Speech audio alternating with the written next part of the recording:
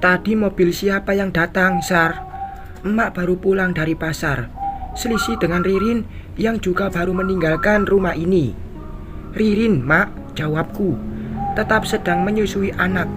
Ngapain? Tanya emak sambil meletakkan keranjang belanjaan di meja. Biasalah, Mak, menggunakan uang buat mencapai tujuan. Nyuruh kamu jauhi Ismail lagi. Iya. Aneh deh, laki gak mau kok dipaksa. Lah si laki juga gak punya pendirian. Apa kata ibunya, nurut aja. Kayak gak punya keputusan hidup. Syukurlah kamu gak terima laki kayak Ismail.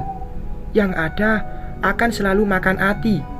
Lalu emak mulai mengeluarkan sayur dari keranjang belanja. Tapi alasannya biar Ismail sakit hati karena ditolak, Mak. Hah? Emak langsung mengalihkan pandangan padaku dengan mata membulat.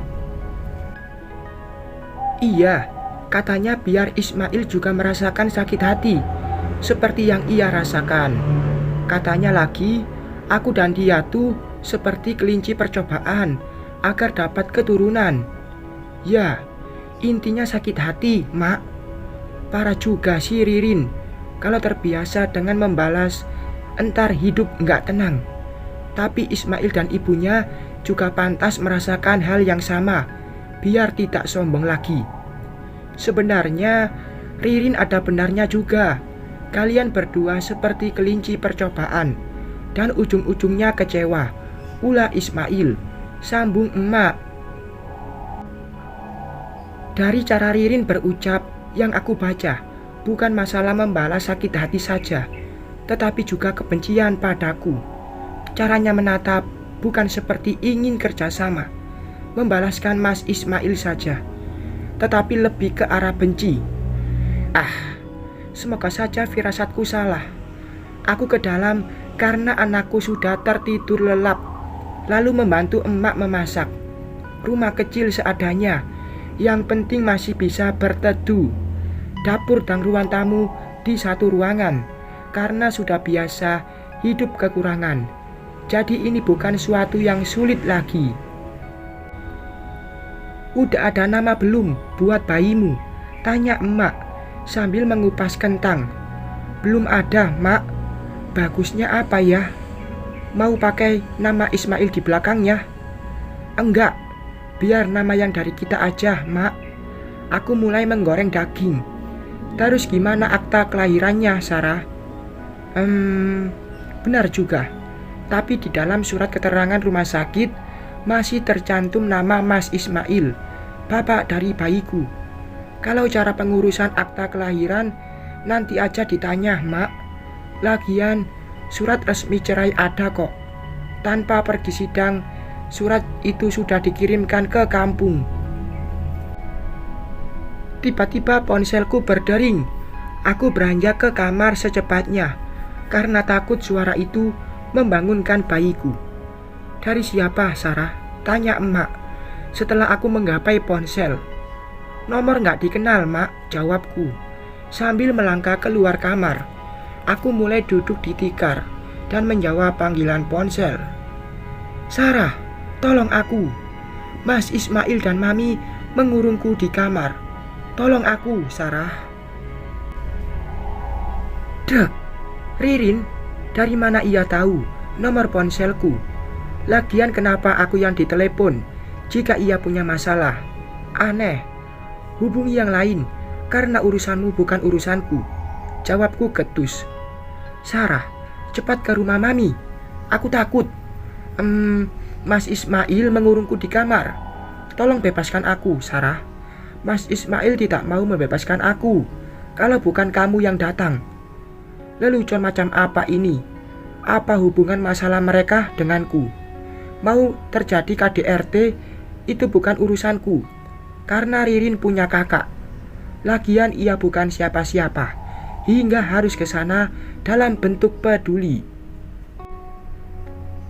Aku takut, Sarah. Aku mohon, tolong aku. Loh, kok suara Ririn terdengar semakin ketakutan? Apa yang terjadi dengannya?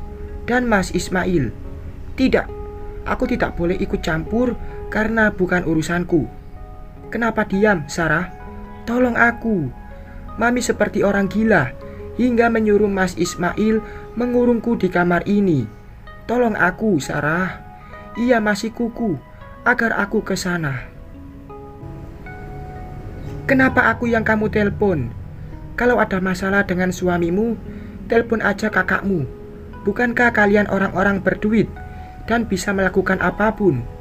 Aneh saja, Ririn terdengar seperti wanita bodoh hingga minta bantuan padaku. Kesinilah Sarah, aku butuh bantuanmu. Karena Mas Ismail tidak mau melepaskanku. Kalau bukan kamu yang kesini. Ia seperti hilang akal hingga mengamuk di rumah, dan semua barang-barang banyak yang pecah. Ririn masih terdengar memohon. Telepon kakakmu, aku bisa dipukul lagi kalau menghubungi Kak Siska.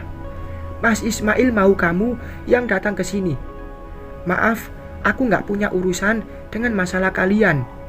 Lalu ponsel aku putus secara sepihak. Enak saja minta tolong padaku setelah apa yang terjadi.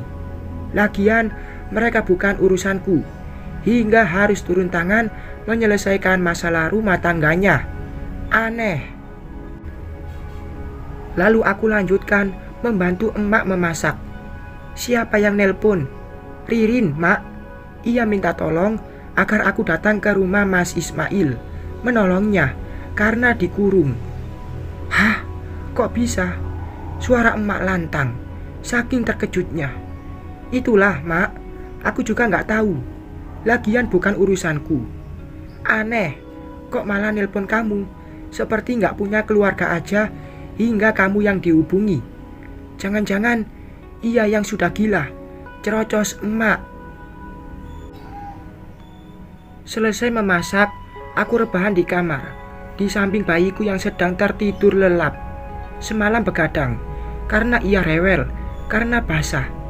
Ini adalah fase di mana menikmati sebagai seorang ibu yang hampir lupa rasanya begadang malam hari, mengganti popok.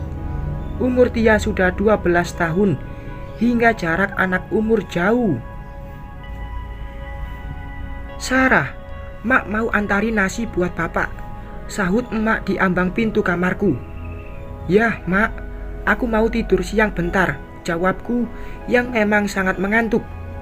Rumah potong sapi hanya di sebelah, tetapi bapak minta bawakan nasi lantaran mau makan bersama dengan teman-teman di sana. Kalau makan di rumah akan ribut, karena bayiku pasti terganggu. Biasanya sebelum aku di sini, rumah ini tempat bapak dan teman-temannya kumpul makan bersama. Tiba-tiba ponselku berdering, baru juga memejamkan mata dengan terpaksa bangkit mengambil ponsel di meja kamar ini. Mas Ismail, gumamku melihat ke layar ponsel. Ada apa lagi ia menghubungiku?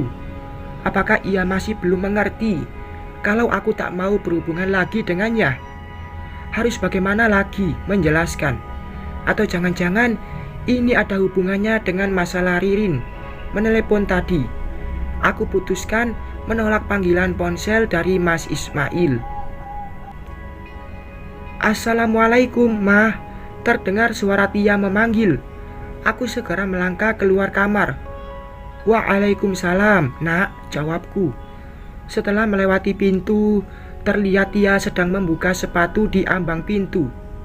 Sendirian, Nak? Iya, tadi naik ojol, Ma. Lalu Tia melangkah masuk. Mama masak dendeng balado.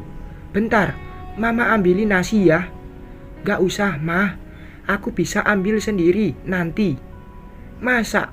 Aku kayak tamu aja. Aku tersenyum melihat anakku. Ia sudah besar hingga lebih bersikap bijaksana. Ya udah, terus gimana sekolahnya? Kami sudah duduk di tikar. Lancar dong, Ma. Oh iya, Ma. Dedek mau dikasih nama apa? Apa ya? Aku udah cari nama-nama yang bagus. Udah aku catat juga. Tia membuka tasnya lalu mengeluarkan buku. Ini, Ma, Aku udah catat. Buku itu disodorkan padaku. Wah, ini nih yang paling Mama suka. Pasti namanya bagus-bagus. Aku mulai membuka buku itu. Sarah, tiba-tiba Ririn muncul. Tidak terdengar suara mobilnya, tetapi muncul di ambang pintu begitu saja. "Kamu ngapain di sini?" tanyaku langsung bangkit berdiri. Ririn langsung masuk tanpa dipersilakan dan ia langsung mengunci pintu seperti takut ada yang melihat. Namun, loh, kok ia memegang pistol? Ya Tuhan. Shh. Ririn menempel telunjuk di bibirnya. "Awas, kalau kalian teriak. Mereka sedang mengejarku, Sarah. Kamu tahu kenapa? Aku berhasil menembak manusia yang telah mencampakkan kita." Ririn tersenyum di ujung kalimatnya. Astagfirullahalazim. Siapa yang telah ditembaknya? Dia juga bangkit berdiri, namun bersembunyi di belakangku, ketakutan. "Mau apa kamu ke sini? Pistol itu..." Rasanya aku tak percaya kalau Ririn memegang pistol. "Oh, ini pistol asli, Sarah. Aku mau memusnahkan semua orang yang aku benci." Lalu Ririn menodongkan pistol padaku. "Jangan," ucap dia memegang tanganku erat. "Kamu udah gila, mau jadi seorang?" "Ya, aku sudah gila karena ulahmu, Sarah. Kamu penyebab aku dicampakkan. Kamu akan tertangkap karena sebentar lagi akan ada yang datang. Aku berusaha melindungi dia di belakang tubuhku." "Oh ya, pasti bayimu ada di kamar." Ririn melihat ke arah pintu kamar. "Tidak, jangan sampai Ririn melukai anakku. Aku harus bisa melumpuhkan Ririn, meskipun resikonya jahitan sesar di perut belum sembuh total." Tok, tok, tok. "Sarah," aku langsung melihat ke arah pintu. Ya Tuhan, ada emak datang. Tok, tok, tok.